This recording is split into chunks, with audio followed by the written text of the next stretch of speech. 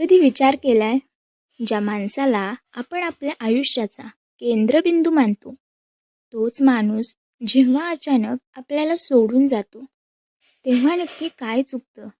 आपलं प्रेम की आपली निवड? नमस्कार, रेणुका क्रिएशनवर तुम्हा सगळ्यांचं मनापासून स्वागत. आज मी इथे कोणतीही काल्पनिक कथा घेऊन आलेली नाहीये.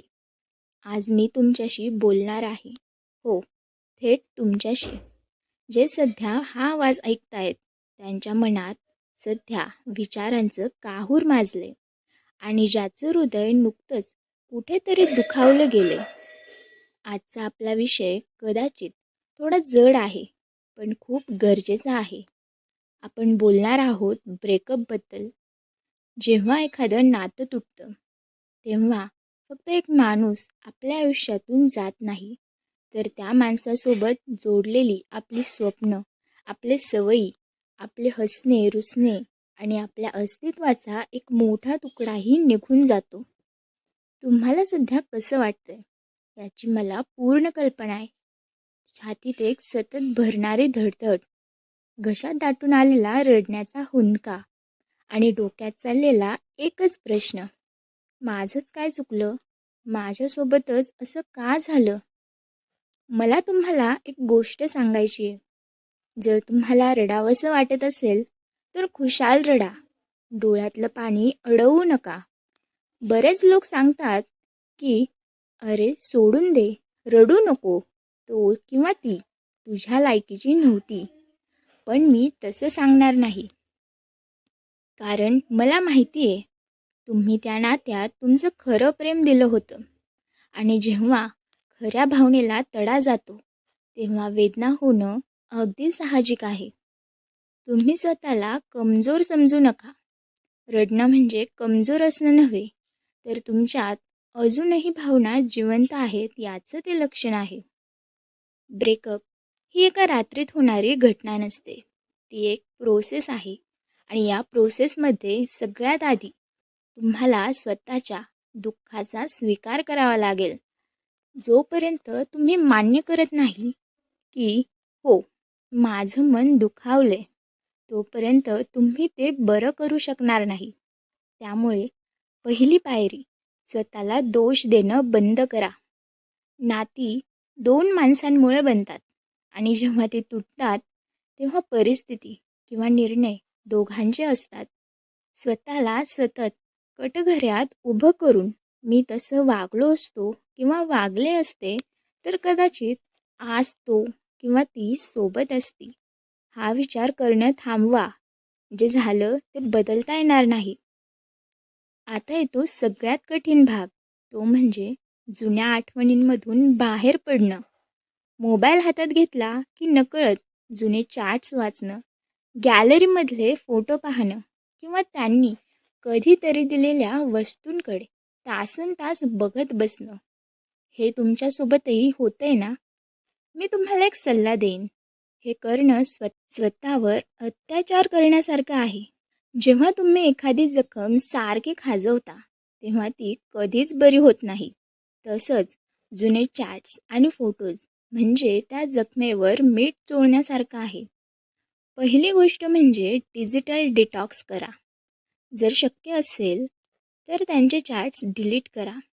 फोटो कुठेतरी लपवून ठेवा किंवा डिलीट करा. सोशल मीडियावर त्यांना स्टॉक करणं पूर्णपणे थांबवा. ते आता कोणासोबत फिरतात, काय पोस्ट करतात, याने तुमच्या आयुष्यात काहीही फरक पडणार नाही. उलट तुमचं मानसिक स्वास्थ्य बिघडेल. दुसरी गोष्ट म्हणजे संपर्क पूर्णपणे थांबवा, ज्याला आपण नो कॉन्टॅक्ट रूल म्हणतो. आपण मित्र म्हणून राहूयात का? हा प्रश्न ब्रेकअप नंतर खूप वेळा येतो. पण प्रॅक्टिकली बोलू, ज्या माणसावर तुम्ही जीवापाड प्रेम केले, त्याला दुसऱ्या कोणासोबत तरी पाहणं किंवा फक्त मित्र म्हणून ट्रीट करणं सुरुवातीला अशक्य असतं. त्यामुळे स्वतःला वेळ द्या. पूर्णपणे संपर्क तोडून टाका. हो, सुरुवातीला खूप त्रास होईल. हाताला खाज सुटेल की मोबाईल उचलून मेसेज करण्यासाठी. पण त्या क्षणी स्वतःला सांगा, माझा स्वाभिमान यापेक्षा मोठा आहे. कधी विचार केलाय का की त्या माणसाच्या येण्याआधीही तुमचं एक आयुष्य होतं? तुम्ही हसत होता, खेळत होता, तुमचे काही छंद होते, तुमचे मित्र होते. मग एका माणसाच्या जाण्याने तुमचं संपूर्ण अस्तित्व कसं संपू शकतं? ब्रेकअप हा तुमच्या आयुष्याचा शेवट नाही, तर तो एका जुन्या अध्यायाचा अंत आणि एका नवीन अध्यायाची सुरुवात आहे. या रिकाम्या जागेचा वापर स्वतःला घडवण्यासाठी करा. जी स्वप्न तुम्ही त्या नात्याच्या पायी बाजूला ठेवली होती, त्यांना पुन्हा जिवंत करा. तुम्हाला लिहायला आवडायचं, लिहा. तुम्हाला जिम लावायची होती, आजच जा. तुम्हाला कुठेतरी फिरायला जायचं होतं, एक सोलो ट्रिप प्लॅन करा. जेव्हा तुम्ही स्वतःवर प्रेम करायला लागाल ना, तेव्हा तुम्हाला जाणवेल की जगातील सगळ्यात सुंदर नातं हे तुमचं स्वतःशी आहे. जो माणूस स्वतःला आनंदी ठेवू शकत नाही, तो दुसऱ्याला कधीच आनंदी ठेवू शकत नाही. त्यामुळे आधी स्वतःचे राजे किंवा राणी व्हा. पॉडकास्टच्या या टप्प्यावर मी तुम्हाला एक खूप महत्त्वाची गोष्ट सांगणार आहे. मूव्ह ऑन होणं म्हणजे समोरच्याचा तिरस्कार करणे नव्हे. जोपर्यंत तुमच्या मनात समोरच्याबद्दल राग, द्वेष किंवा बदला घेण्याची भावना आहे, तोपर्यंत तुम्ही त्या नात्यातून बाहेर पडलेले नाही आहात. खऱ्या अर्थाने पुढे जाणे म्हणजे माफ करणे. त्यांनी तुमच्यासोबत जे केलं त्यासाठी त्यांना माफ करा आणि स्वतःलाही माफ करा की तुम्ही चुकीच्या माणसावर विश्वास ठेवला. त्यांना मनातून मुक्त करा. जेव्हा तुम्ही कोणाला माफ करता, तेव्हा तुम्ही त्यांच्यावर उपकार करत नाही, तर तुम्ही स्वतःच्या मनावरचं एक मोठा दगड बाजूला सारत असता. आयुष्य खूप मोठं आहे.